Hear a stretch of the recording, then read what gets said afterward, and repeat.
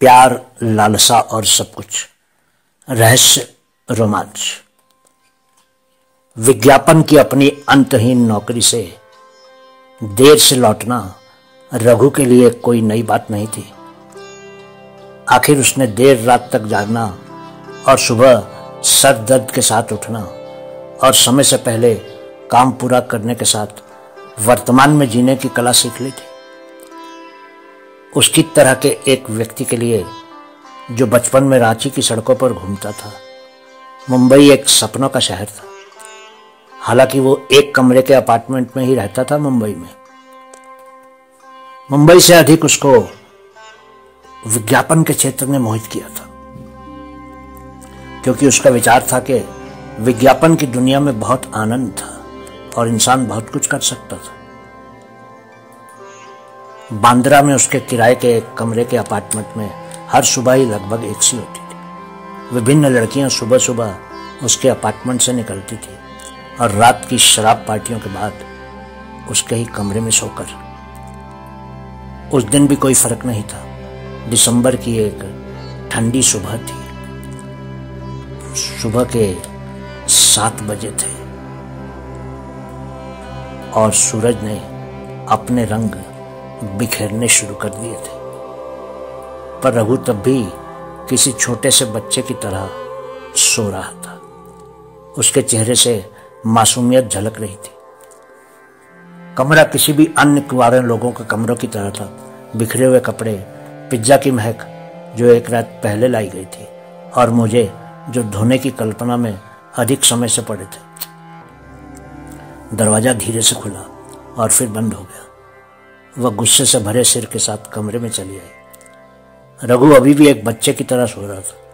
उसने उसे जगाया और रघु ने अपनी नींद भरी आंखें खोली और खुद को वास्तविकता में लाने की कोशिश की। उसे विश्वास ही नहीं हो रहा था कि वो उसके सामने खड़ी थी। 1 मिनट के लिए उसने सोचा कि ये आखिरी रात की शराब बोल रही है और एक मति भ्रम पैदा कर रही है।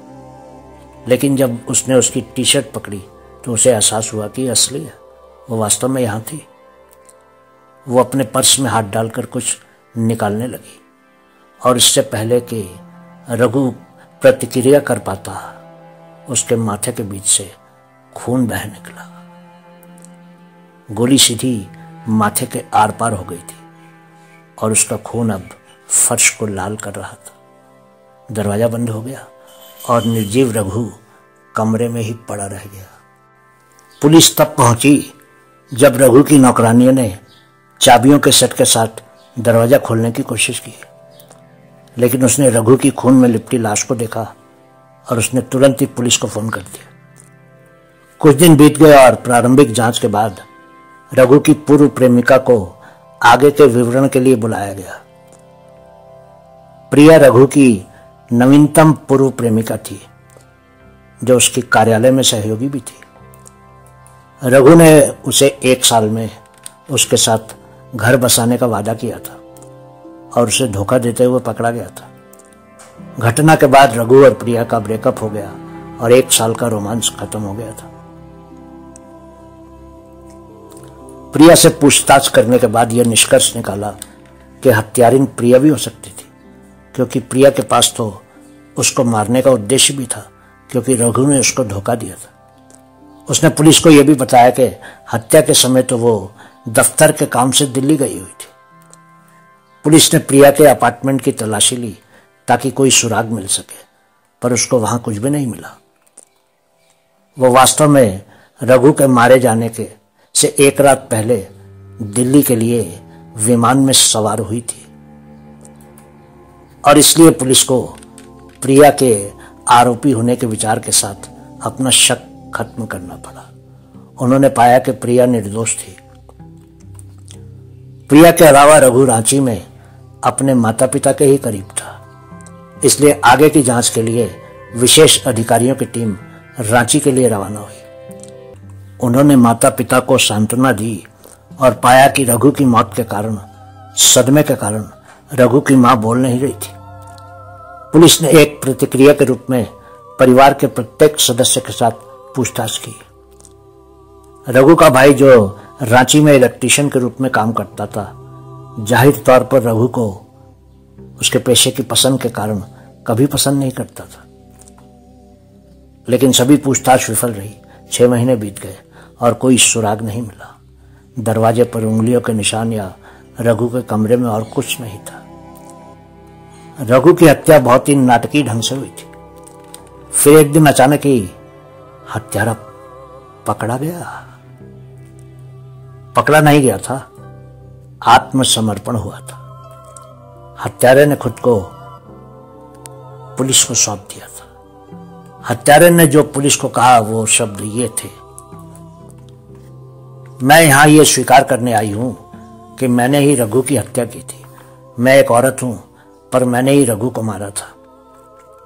मुझे इस बात को जरा भी अफसोस नहीं है। जो मर्द औरतों की इज्जत नहीं करता है, उसको मार देने में कुछ भी बुरा नहीं है। रघु ने जो कुछ प्रिया के साथ किया था वो किसी भी तरह से ठीक नहीं था। उसने और भी कई लड़कियों को फंसाकर उनसे शारीरिक संबंध बनाकर उनको छोड़ दिया था। मैंने रघु को बहुत समझाने की कोशिश की, पर उसने मेरी एक नहीं सुनी थी।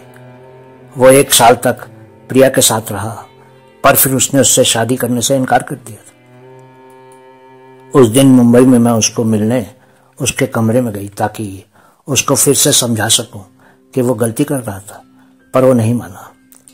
मैंने सोचा कि मैं उसको कहूंगी कि वो मुझे ही मार दे, क्योंकि मैं उसके इतने दुष्कर्मों को सहन नहीं कर पा रही थी। मैंने उसके कमरे में उसकी बहुत सी तस्वीरें बहुत सी लड़कियों के साथ देखी। वो उन तस्वीरों में अलग अलग लड़कियों के साथ आपत्तिजनक स्थिति में था। वो उस समय सोया हुआ था। ये देखकर कि वो तो बहुत ही लड़कियों के साथ खेलता था, मुझे प्रिया की याद आ गई। मैं खुद को रोक नहीं सकी और मैंने गोली चला दी। रघु की मां के द्वारा कहे गए इन शब्दों ने पुलिस को स्तब्ध कर दिया और वो मां को श्रद्धा और भय से देखने लगे, क्योंकि वो कल्पना भी नहीं कर सकते थे कि एक मां अपने बेटे को सर पर गोली मारकर दुनिया से विदा कर सकती थी।